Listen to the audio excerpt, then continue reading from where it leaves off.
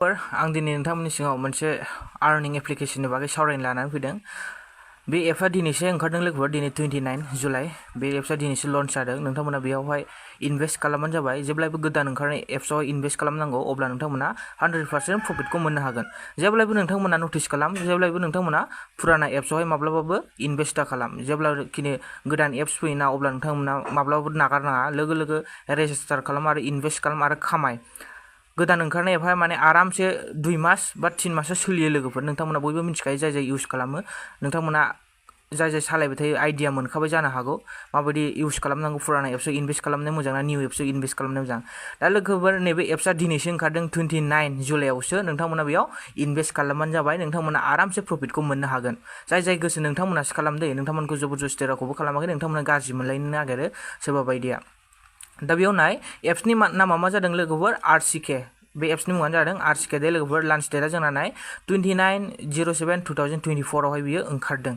Invitation rewards 10% मोनगोन। Means नोंथांमोना 600 फैसा सोहोनो हायोब्ला 60 थाखा फैसा मोनगोन। 10% नालाय लोगोफोर। मिनिमाम रिचार्जआ जोंना 600, मिनिमाम उइड्र 300 जायो लोगोफोर। 300 जाबा नोंथांमोना आरामसे उइड्र खालामना लानो हागोन। उइड्रल टेक्सआ जोंहा बेसेबां दानो, नै 20% दानो। 120 थाखा दानगोन लोगोफोर। ट्रेडिं टाइमा जोंना माब्ला, 6थानिफ्राय 9थानि गेजेराव नोंथांमोना थुनो नांगोन। उइड्रल टाइमा जाहैबाय मन्डे टु फ्राइडे। सानफ्रामबो मा 8 AM to 10 AM नि गेजेराव नोंथांमोना उइड्र खालामब्लानो जाबाय। सेलारि टाइमा जोंना बेसेबां, 5:30 बेलासिनि।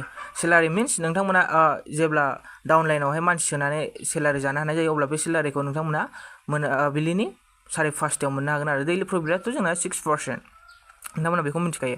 दा नाय लोगोफोर, बे एप्सखौ माबोरै रेजिस्टार खालामो नोंथांमोना नायनानै लाबानो जाबाय। फार्स्ट अफ अल आं नैबे लिंकआव थुबाय। नोंथांमोनाव बेबायदिनो लिंकआव थुनांगोन। लिंकआव थुयोब्ला नोंथांमोनाव नैबेबायदि इन्टारफेस फैगोन। अब्ला बेवहाय नाय, प्लिज इन्टार फन। बेयाव मा, नोंथांनि फन नाम्बार, जाखिनि नोंथाङा बेयाव रेजिस्टार खालामनो सानो जा फन नाम्बारखौ, बेखौ होबानो जाबाय। बेयाव फन नाम्बार होदो, आं होनानै लानो लोगोफोर। Please inter password. नोंथांमोना पासवार्ड जिखुनु गोसोआव थानाय पासवार्ड होना लाबानो जाबाय। आं होनानै लाबाय। आरो दा नाय, नैबेयाव प्लिज इन्टार इमेल। नोंथांमोना जिखुनु इमेल, जिखुनु माने नोंथांमोन थानाय इमेल आइडिखौ नोंथांमोना बेयाव होबानो जाबाय। आं आंनिखौ होनोसै। बेनि उनावहाय मा ओंखारगोन लोगोफोर, साइन आप ओंखारबाय। नोंथांमोना बे साइन आपआव थुबानो जाबाय आरो लोगोफोर। दा मा, साक्सेसफुल ओंखारबाय। बिनि उनावहाय नाय, बेबायदि इन्टारफेस ओंखारबाय लोगोफोर। दा नाय, बेयाव मा दं, recharge, withdraw, F, share, service दंना गोजौआव। नाय, गाहायाव मा दं, हम, सिगनेल, टिम, वालेट। दा नाय, जोङो मा, फार्स्ट अफ अल जों एप्सखौ डाउनलड खालामनानै लाग्रोनांगोन, नंगौना नङा? नाय, बेयाव एप लिरनाय दं। बे एप लिरनायाव थुबानो जाबाय नोंथांमोना। अब्लानो एपआ अट'मेटिक डाउनलड जागोन आरो बेनिफ्राय नोंथांमोना इनस्टल खालामना साइन इन खालामना लाबानो जाबाय। अब्ला नोंथांमोना बेबायदि इन्टारफेसआ नुजाफिनगोन आरो लोगोफोर। दा नाय, बेवहाय मा दं, रिचार्ज अपसन लिरनाय दं। जों मा, फार्स्टआवनो जों ट्रेडिं खालामनोब्ला रिचार्ज सोग्रोना लानांगोन, नंगौना नङा? दा बेनिखायनो जों मा, रिचार्ज सोनांगोन। अब्ला जोङो नैबे रिचार्ज अपसनाव थुना लाबानो जाबाय। रिचार्ज अपसनाव थुनाय लोगो लोगो बेबायदि इन्टारफेस फैगोन लोगोफोर। दा नाय, नोंथांमोना कुइक सेलेक्ट मानि, नोंथांमोना बेसेबां डिप'जिट खालामो बेखौ सेलेक्ट खालामबानो जाबाय। 600निफ्राय स्टार्ट जायो। नोंथांमोना 1000, 2000, 3000बो डिप'जिट खालामनो हागोन। दा नोंथांमोना जेसेबां हायो, जेसेबां केपासिटि दं, बेखौ डिप'जिट खालामबानो जाबाय। दायो आं 600आव क्लिक खालामबाय लोगोफोर। नोंथांमोना जिखुनु क्लिक खालामनो हागोन। दा बिनि उनावहाय जों मा, नैबे साबमिटआवहाय थुना होनांगोन।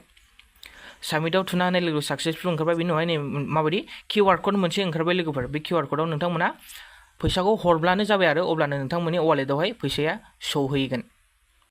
दा 600 डिप'जिटखौथ' खालामबाय। दा सिगनेलखौ बहा मोननो हागोन, नङा होमबा? बे सिगनेलखौ मोननो थाखाय जोङो नै बे गाहायाव नुदोंना लोगोफोर, सिगनेल लिरनाय दं। बे अपसनाव जोङो क्लिक खालामबानो जाबाय।